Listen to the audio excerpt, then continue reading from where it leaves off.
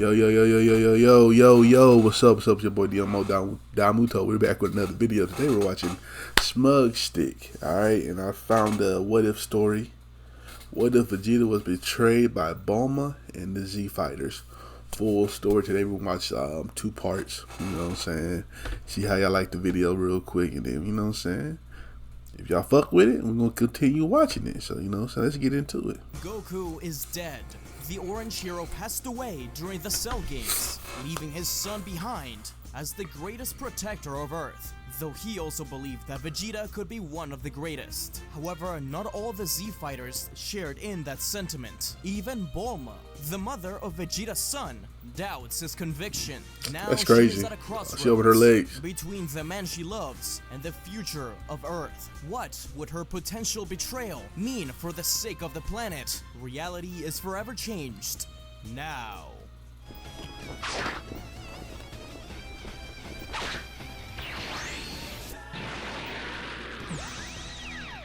Okay, got a little intro. Mourn the loss of the great hero, as Gohan faced off against Cell and defeated him, though at a great cost, as Goku sacrificed himself for the sake of Earth. Now Vegeta lives on Earth, though the relationship between him and Bulma has been strained. Bulma is concerned about Vegeta. It's because of him that Cell was allowed to reach his perfect form, and he even threatened to kill anyone who tried to stop Gero from building his androids. Recently, ever since Goku's death, he's become rather detached from the world. Bulma confronts Vegeta, asking him if he regrets his actions concerning Cell. Vegeta is quiet at first, but remains firm. He's glad he got to fight Cell with his full power as a Saiyan. As a Saiyan, he lives for battle, and it gives meaning to his life. If given the choice to redo his actions, he'd simply do it again.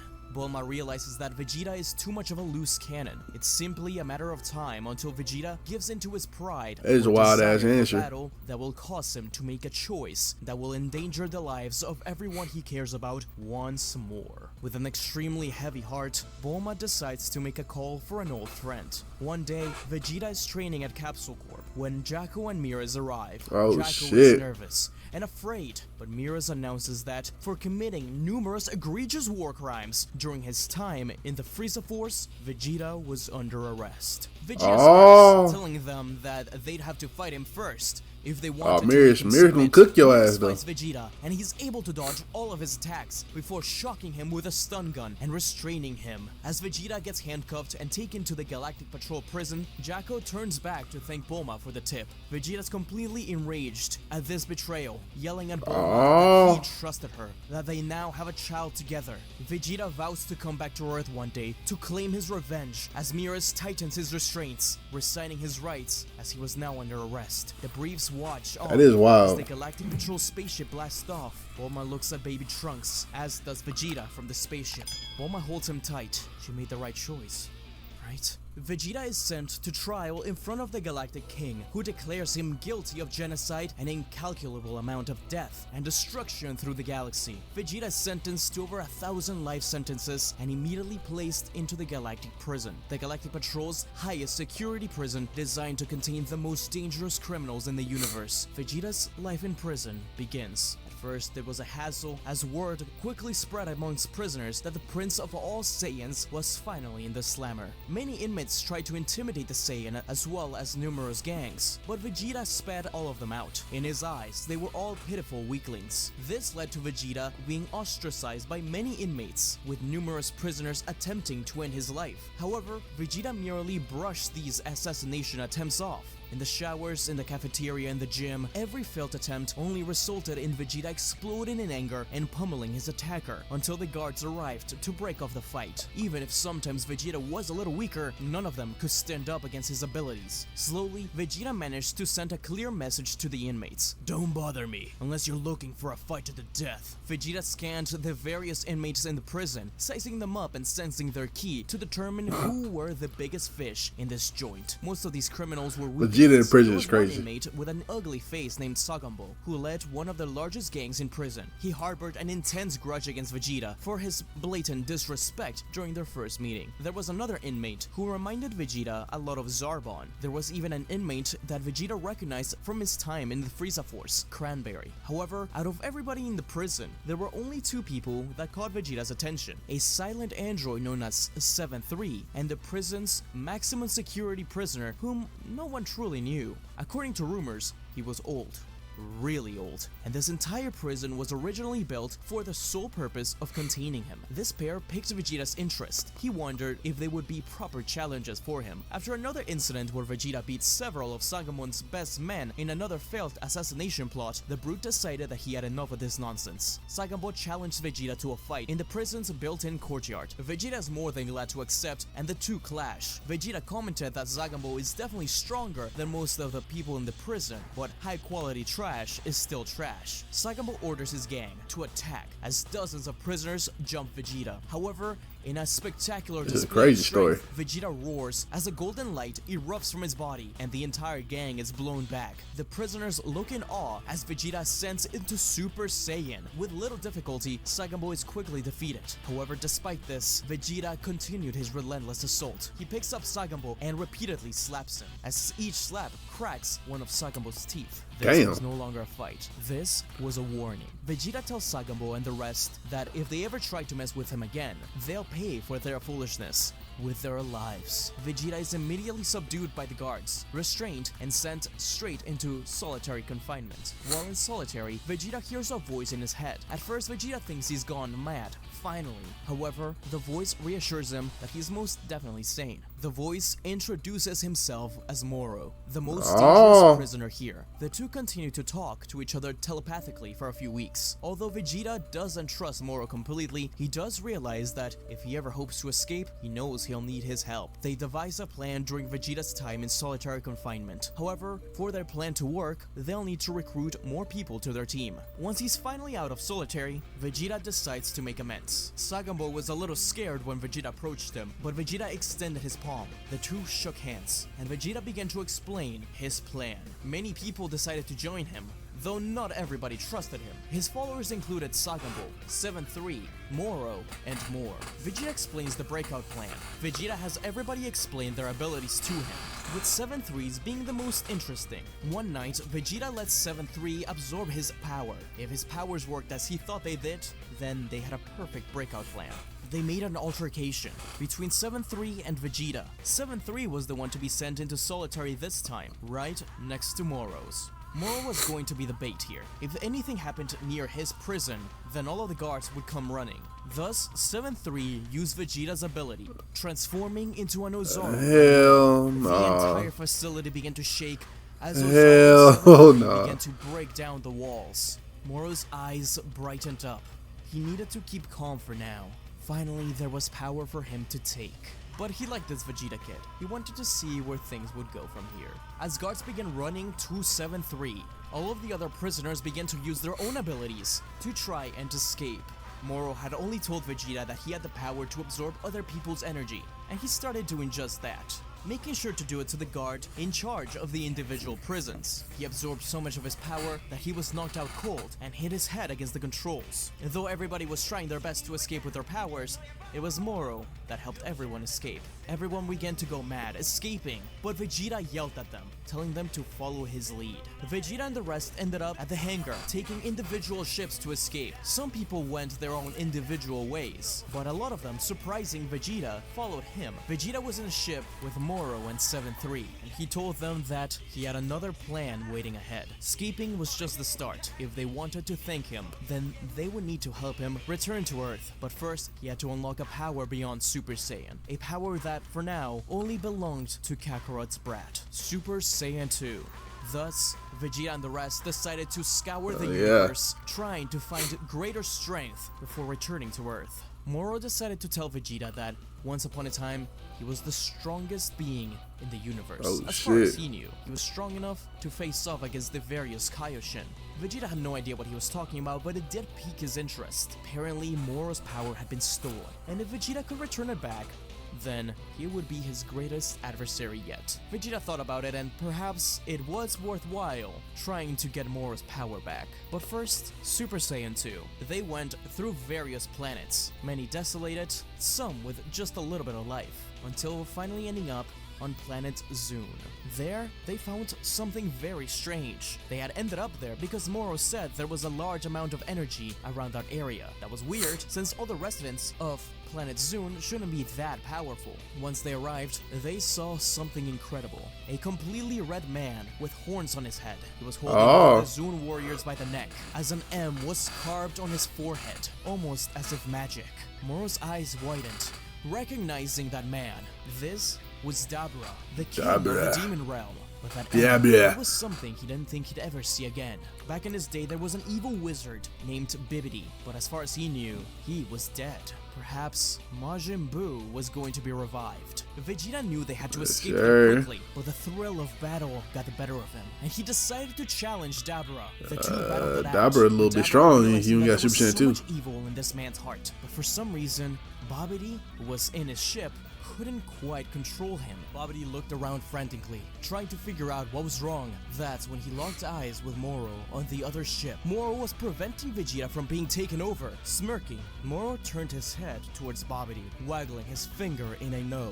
Babidi gulped. That was Moro. He knew about him from all the legends and things Bibidi knew about. Bibidi and Moro lived around the same time period, and the two were great wizards. Though Moro was much more powerful, Babidi was a little terrified. He knew that if Moro got a hold of Majin Buu, arguably the strongest creature in the universe, as far as he knew, then it would mean that he not only doesn't get to rule the universe, but also the end of reality. He thought he had to stop him right here, right now, with Babidi and Moro rising up from the ships, launching various magical attacks. Babidi, you cook. Nigga, you ain't like that for real. Who we eventually meet in Dragon Ball Super. So Babidi actually has a chance against them. Seeing Moro rise up makes every other fighter cheer and rush towards Dabra. However, without a second thought, Vegeta spun on his heel and fired a Ki Blast, making everyone stop in their tracks, jumping backwards to avoid the attack. 7-3 just wanted to help Vegeta, but Vegeta looked at him directly in the eyes and said, "No, this is my battle. Step down." Vegeta was panting, blood dripping from his lip. In this moment, Dabra took the chance to spit on Vegeta. His hand began to turn to stone, but Moro saw this and used his other hand to fire a beam directly at the stone, making it disappear completely. Moro wasn't going to let his best chance at returning his power go to waste. Vegeta nodded at Moro, who nodded back. The two battles continued, with Vegeta still being beat down. But with every punch, Vegeta saw images of his family back on Earth. Bulma, Trunks, even Kakarot. These were people Even you, he wanted to Kakarot. protect, but he couldn't anymore. He was betrayed, and because of that, he would get his revenge. Vegeta screamed at the top of his lungs, launching Dabra backwards, transforming into the legendary Super Saiyan 2. Oh yeah. When he had achieved it, he felt crackles of electricity all around him. Looking at his hand, he realized just how much power Gohan had, and he knew that Gohan was still stronger than him at the moment. He had to train. Vegeta continued to battle Dabra, this time obtaining the upper hand. However, as Moro continued to battle Babidi, Moro decided to let him go, telling him to run far away. Babidi took the hint and told Dabra that they were leaving now. And Dabra, who was still in good standing, even if the battle got harder, looked Vegeta directly in the eyes and said, "We will meet again, Prince." Babidi returned to his ship, alongside Pui Pui and Pui Dabra. Pui. They Pui were going Pui. to the Dark Planet next. They needed to gather much more forces than they originally thought. Majin Buu may be their only chance at defeating Moro, but if Moro got a handle of Majin Buu, then it would all be over. Truly, they were in a conundrum. Dabra asks Babidi why they let them go, as Babidi tells him that he believes they'll need to track that magician and his Saiyan dog down, since they're so dangerous. When Dabra then asks how he plans to track them, Babidi tells him that they already have a little spy in their crew. Oh shit. Moro sits back and watches as Vegeta proclaims his victory and return to their ship. The thought of absorbing all of his power right then, right now, crosses his mind. However, he realizes something else. Not only does Moro want to see how far he goes, but above that, Moro feels that Vegeta could become much stronger. And once Vegeta does become stronger, he can then absorb all of that energy for himself. Vegeta sighed, transforming back into his base form. Everybody cheered for him, but the prince told them to stop. He looked at Moro and asked what their next move was. Moro shook his head, telling Vegeta that he was the leader. Vegeta looked at his new forces, at his new band of pirates. He told them that they would continue scouring the galaxy for strong foes who needed to get stronger. And after that, once he finally knew he would be able to beat him, they would return to Earth and defeat Son Gohan and get Vegeta's son back. Oh. Hey kid, back to our show. A year after escaping the galactic prison, the gang continues to avoid the patrollers, though they have lost some along the way. Vegeta managed to retreat with Moro, 7-3, and many others to planet Yardrat, where he sought shelter. The Yardrats saw good within the prince and invited them to rest. Vegeta was smart and knew how to handle beings like this. After all, he had been on Earth dealing with fools for such a long time. As Moro hit his key, he was going to tell Vegeta telepathically to play dumb, act as if they were mere nomads. Perhaps they could learn something from the Yardrat. However, before he could even speak, Vegeta was already saying as he wanted. Pibara invited Vegeta to train, and he slowly developed skills. However, his troubled heart did not allow him to complete his training. Rather, he only learned instant transmission. Pibara felt that there was something wrong, as there was darkness within Vegeta, but his judgment was clouded. In reality, Moro was manipulating everyone behind the scenes, using whatever limited magic he had to cloud the key sensing of all the Yardrat. One of the nights, the gang remained in Yardrat. Sagambo was tired of pretending that he was a little lapdog for Vegeta.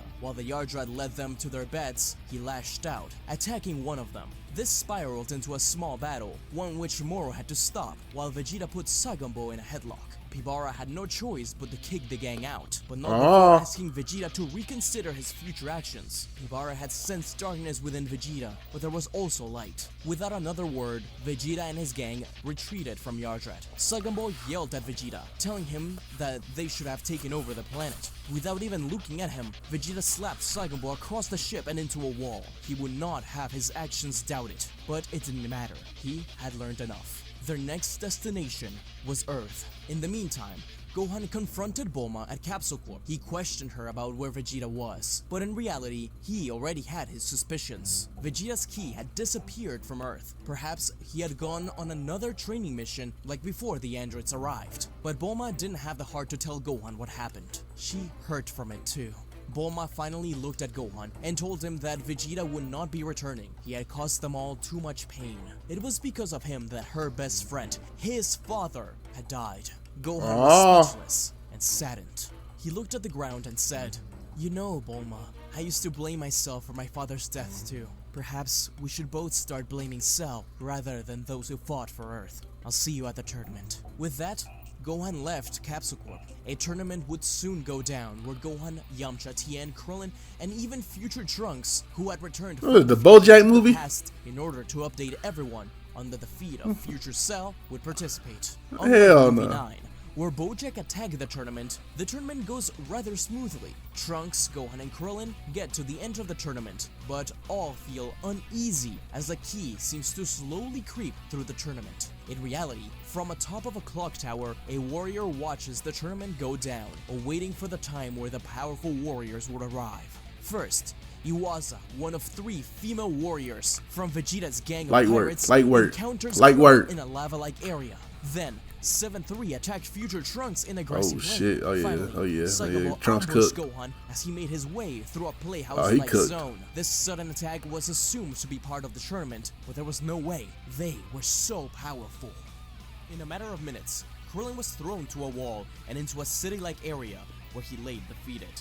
Next, Trunks had his powers taken by 7-3, who glowed like a Super Saiyan as he crushed Trunks into the clock tower. Gohan was the only one to be keeping up against the fighters, as Sagambo was only slightly pushing him back. But Gohan was an experienced martial artist, and he wasn't going to let himself be defeated by a brute. Gohan burst into Super Saiyan for a split second to make Sagambo back off. He seemed to recognize that form as he gritted his teeth. Not only was Vegeta making them fight a kid, but he was a Super Saiyan as well. This must be the one he was after, but that was ridiculous. Why was Vegeta beefing with a 12-year-old? 7-3 dragged Trunks by the hair and threw him onto Gohan. 7-3's cooking this nigga. Stood side by side, charging up a powerful double Masenko that sent their enemies flying away. but as the smoke dissipated, more enemies revealed themselves. They were all charging up a blast and fired at the duo, but the attack never hit them, as a caved figure expanded not his Piccolo. aura and blasted them away. Piccolo. He asked just who the hell they were. That's when Vegeta, wearing his old Saiyan attire, descended down from atop a clock tower and in front of the Z fighters. Gohan and Trunks couldn't believe it. Vegeta was disappointed that Trunks was having such a hard time. If he was still training, he would have mopped the floor with Saiyan Ball. Vegeta declared that he was only there to get his son and battle against Gohan. Piccolo screamed out that he would not allow him to touch Gohan, rushing in to punch Vegeta in the face. But Vegeta simply burst into Super Saiyan 2, grabbing his fist and lifting Piccolo up. Gohan took a single step back. This wasn't possible. How? That's right, kid. Watch closely. I too have achieved the power of your Super Saiyan beyond. I guess you could call this Super Saiyan 2. The battle erupted where Trunks was the first to rush in at Vegeta, telling his father to stop what he was doing, that he was just proving his mother right. But Vegeta refused to listen, saying that he had been betrayed not only by Bulma, but by future Trunks too, if he's trying to stop him from getting his present self. Didn't he remember the promise they made? Vegeta had promised to future Trunks after the Cell Games that he would protect and train his present self, make him become stronger, and be there for him. Deep down, Vegeta was hurt. Why hasn't anyone looked for him? Why didn't anyone stop Bulma? Everything he had changed for was for nothing. From the audience, Bulma was in complete shock. She was shaking as she held Kid Trunks. As Yamcha asked her yo what the hell dumbass. she did. Without a word, Bulma gave Trunks to Chi-Chi and Yamcha, telling them to run to Capsule Corp and hide him. She would try to talk to Vegeta. Back in the battle, Moro watched from afar, smiling as he sensed everyone's power. Unknown to them, he was slowly draining their energy from the battle, even Vegeta's. But not too much. After all, their power wasn't impressive enough just yet. He was just taking enough to get some of his magic back. Trunks and Vegeta blasted at each other, with Trunks quickly losing the beam struggle. Gohan stepped in front of his friend, telling him to tag out. Gohan screamed out, but he couldn't reach the levels he did when he was fighting Cell. The anger he felt wasn't there. This was Vegeta after all. He helped them defeat Cell. This was his friend. But Vegeta's power was incredible, even more so than Cell's. Gohan had to step it up a notch, as Trunks, Piccolo, Krillin, and even Tien battled Vegeta's men, though he ordered them not to kill them. Vegeta was getting angry, telling Gohan to explode to show him his true power. Doesn't he want to save Earth? Vegeta knew that just like with Cell, he had to take drastic measures to make Gohan's true power shown. For that, he rushed away from Gohan as he tried to reason with Vegeta, and he focused instead on Piccolo. He commented on how You it was can't surprising can't that touch he had never Piccolo. fought Come on now. as he started to pummel Piccolo. The Namekian put up a fight, but it was only a matter of time until Vegeta was holding him by the collar. Gohan screamed at Vegeta to let him go, but Vegeta was relentless. It seemed like Gohan was finally going to explode when Bulma's voice rang out and made Vegeta turn his head, dropping Piccolo. Bulma yelled at Vegeta to stand down, saying that this is exactly what she was worried about. But it's not too late. He can stop this right now and talk about things. Vegeta rushed to face Bulma. It probably wouldn't telling happen in her the first that what place. he felt for her was real, but that she betrayed him. Whatever they had together, it was over.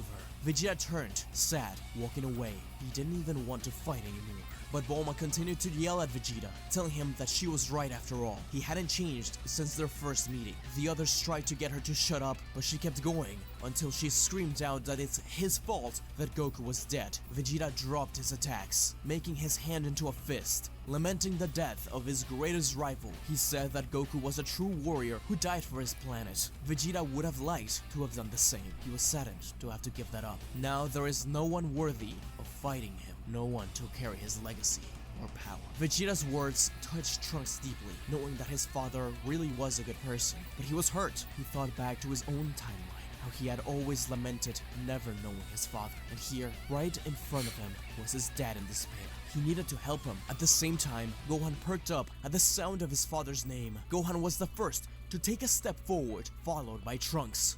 You forget, Vegeta. I'm my father's son! Oh shit. Goku's aura sparked up into a flare as they both reached Super Saiyan 2. Vegeta's eyes widened with surprise and pride over the two kids. The battle resumed, with Vegeta largely on the defensive.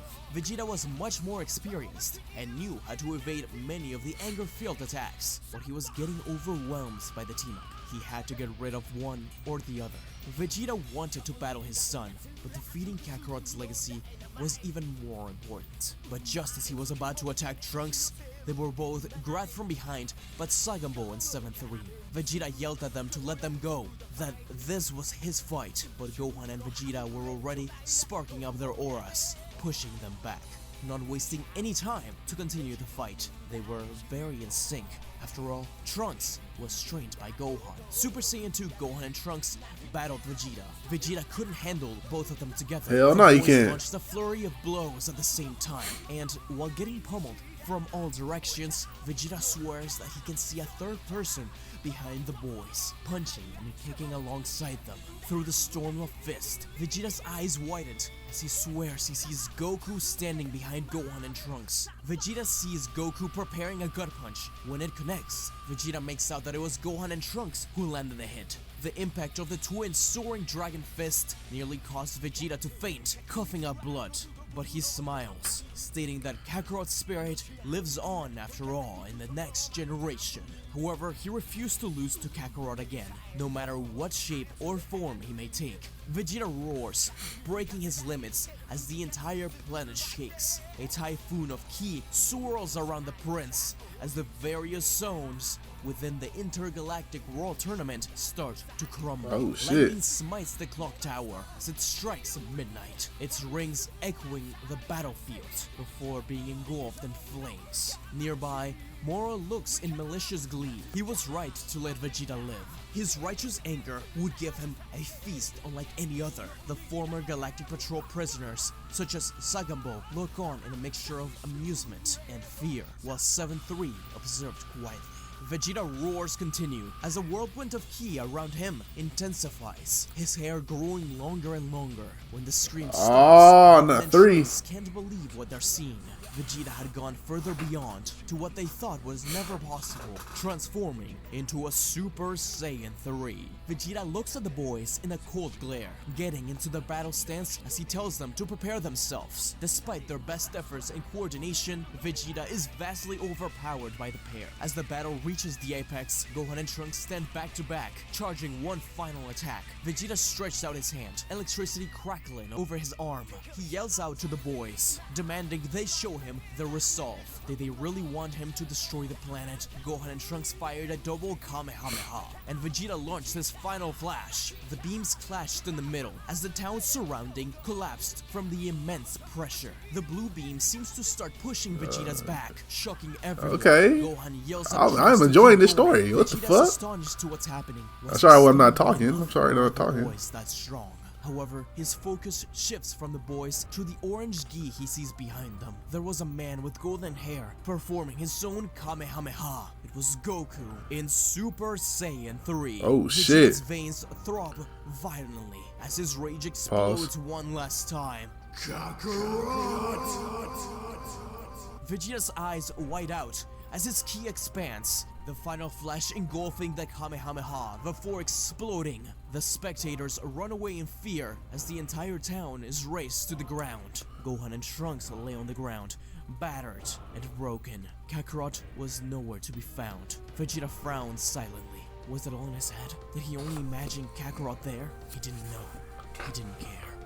All he knew was that Kakarot had achieved Super Saiyan 3 before he did. But for now, he had won. He finally beat Kakarot by defeating his legacy. Vegeta powers down and approaches the terrified Z-Fighters and Bulma nearby. Vegeta demands to know where Baby Trunks is, but Bulma yells out that he'll never find him. However, Moro appears behind Vegeta, his hand reaching under his cloak, saying, Is that right? from the darkness in his cloak, Moro hands over the infant to his Oh, captor. shit. It was easy with magic to find where he was. Bulma cries out in desperation as Vegeta smiles with intense satisfaction. Vegeta tells Bulma she should not be afraid. He will raise little Trunks to be a true Saiyan, to carry on the legacy and pride of his people. Bulma begs Vegeta not to do this, but the pleas fall on deaf ears. While looking at the wounded future Trunks, Vegeta says that he can't do that. He has a promise to keep. The prince orders his crew to prepare the ship. They're going to leave. He has nothing left to prove to anyone, not these Earthlings, and more importantly, not to himself. Without another word, Vegeta turns away to board the ship. As Bulma's cries of intense torment fill the air, the rogue prince and his crew leave behind planet Earth. But Trunks, with the last bit of his strength, fires a ki blast at Moro. This actually hurts the magician, who turns back looking in anger. The potential within that halfling was incredible. Trunks said, No matter what, father, I'll find you. I promise you that. And I'll bring you both back to Earth. You have a family to take care of over here, not with those criminals. And especially, not with that monster. Whatever he did to you, whatever he promised you, shit. I'll defeat him and bring you back. Moro's eyes widened, but then a smirk formed on his lips. Two incredible Saiyans to draw the energy from. Moro nodded at Trunks as he continued onto the ship. Vegeta did a double take. For a second, he thought about stepping off of the ship, but it was too late. Moro asks what the next course of action is. As Vegeta looks at the little Trunks in his arms, he smiles, declaring that it's time to create their own legacies. Gohan demanded that Bulma tell the other Z fighters what happened, and all right, man. Look, it's a pretty good story, man. I got really into it, man. Sorry if I wasn't talking as much. But yeah, go hey. That nigga Vegeta really yeah, he's gonna be a menace. Trying to get all that, you know what I'm saying? Damn, why Bulma betrayed him? Why Bulma betrayed him, man? I get the reason. Because she was mad that, come on now, just like women, bruh. Not just mad. But shout out to Smugstick for this story, man. And you like my reaction, make sure you like, comment, subscribe, and I'll catch you next time. Peace.